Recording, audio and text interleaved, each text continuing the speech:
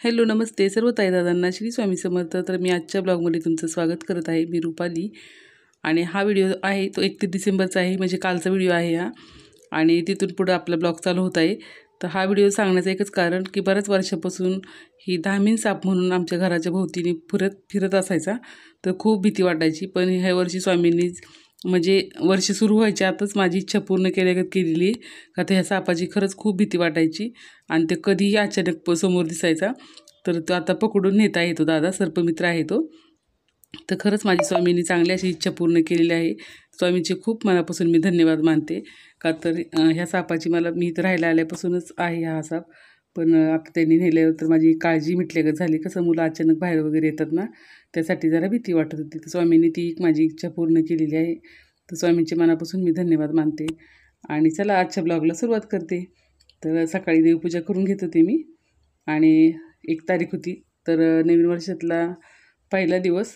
तर मी आता देवपूजा वगैरे करून घेत होते आणि देवपूजा झाल्यानंतर आज तुमच्याशी मी 2 रेसिपी शेअर करणार आहे।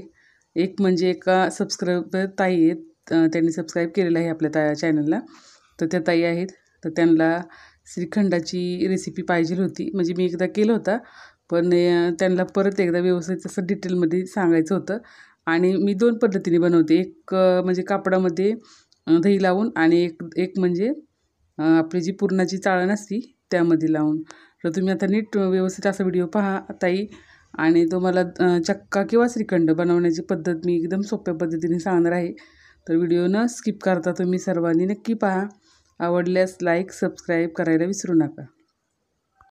नवीन वर्षाच्या सर्वांना खूप खूप शुभेच्छा। पण आपलं नवीन वर्ष हे गुढीपाडव्यालाच चालू होतं, त्यामुळे तोच आपला नवीन वर्षाचा सण असतो। तरीसुद्धा आता हॅपी न्यू इयर सगळ्यांना। तर चला आता मी देवपूजा वगैरे करून घेते आणि त्यानंतर जी घरातलं आपलं रुटीन आहे ते तर चालूच असणार आहे। आणि आज तुम्हाला 2 रेसिपी मी शेअर करणार आहे का तर श्रीखंडही बनवायचा होता मला। तर अगदी सोप्या पद्धतीने तुम्ही कधीही बनवू शकाल आणि बाहेरचं जे आपण आणतो रेडीमेड त्यापेक्षाही खूप झटकीपट होणारा पण आहे आणि जास्त क्वांटिटीत होणार आहे। जर आपण दही लावलं तर आपण जर विकतचं आणि घरचं त्यात खूप फरक पडतो। तर मी कशी करणार आहे ते नीट व्यवस्थित पहा आणि नक्की करण्याचा प्रयत्न करा। अगदी सोपी पद्धत आहे। तर चला आता देवपूजा वगैरे आवरले की मग बाहेरचं रांगोळी वगैरे काढून घेते आणि रोज उंबऱ्यावरती थोडंसं पाणी घालत असते मी। तर ते पाणी घातल्यानंतर खरंच खूप छान वाटतं आणि मध्ये आमची चंपू ते पाणी पिऊन टाकत असते। जर आपण तिथं उंबरा असं धुवून काढला की तिचं मध्ये चालू असतं बघा। तर ती मध्ये आता साईडला बसली, जी जिकडं काम करेल तिकडे जात असते ती। तर स्वयंपाकाला सुरुवात केली होती। आज मी आंबोळे केले होते, पण आंबोळ्यांची रेसिपी जास्त तुमच्याशी शेअर नाही केलेली। फक्त मी चटणी कशी बनवायची ती तुम्हाला दाखवणार आहे। आणि अगदी छान अशी 2 ते 3 दिवस टिकणारी अशी चटणी आहे।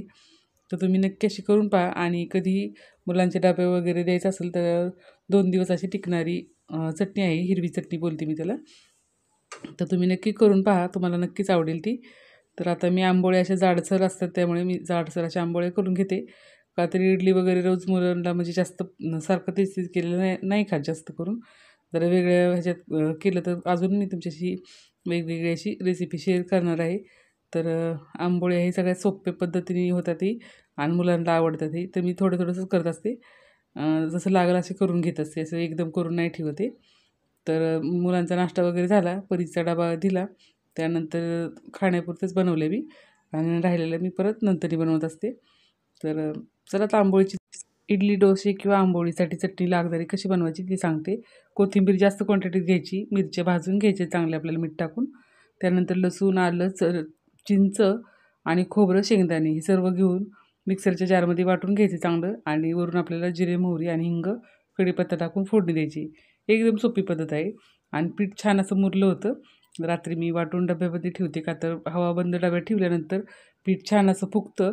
त्यामुळे आपण इडली बनवा, डोसे बनवा, अगदी आंबोळी बनवा, काहीही बनवू शकता तुम्ही। तर ह्या पिठाचे भरपूर असे पदार्थ होऊ शकतात। तर हे झालं आंबोळीचं।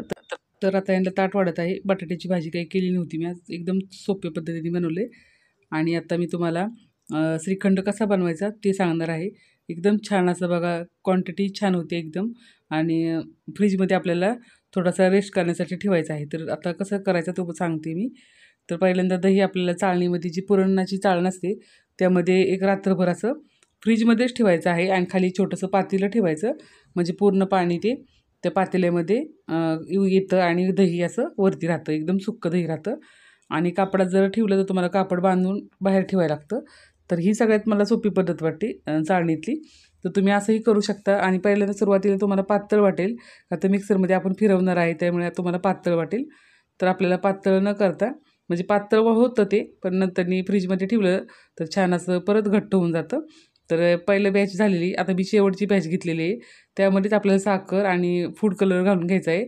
त्यानंतर आपल्याला मोठ्या पातेल्यात मी आता काढून घेतलेलं आहे आणि साखर घालायची आणि विलायची. ते आपल्याला मिक्सरच्या भांड्यात नाही वाटून घेता, मी खलबत्त्यात कुटून घेतलेली होती. का तर वरून विलायची घातल्यानंतर खरंच त्याचा स्वादच छान लागतो. आणि मग नंतर ड्रायफ्रूट मी टाकलेले आहेत आणि पिस्ताही घातलेला होता. तर खरंच श्रीखंड खरंच खूप छान होतो. तुम्ही नक्की असा करून करून पहा. कुठल्याही सणाला तुम्ही बनवला तर तुमच्या घरातल्यांना, मुलांना, सगळ्यांनाच आवडणारा असा श्रीखंड आहे. आणि एकदम जास्त क्वांटिटीतही होतो. जो आपण रेडीमेड आणतो त्यापेक्षाही छान होतो हा. तर तुम्ही एकदा नक्की करून बघा आणि कसा वाटला तो कमेंटमध्ये सांगा. तर चला भेटूया पुढील ब्लॉगमध्ये. श्री स्वामी समर्थ.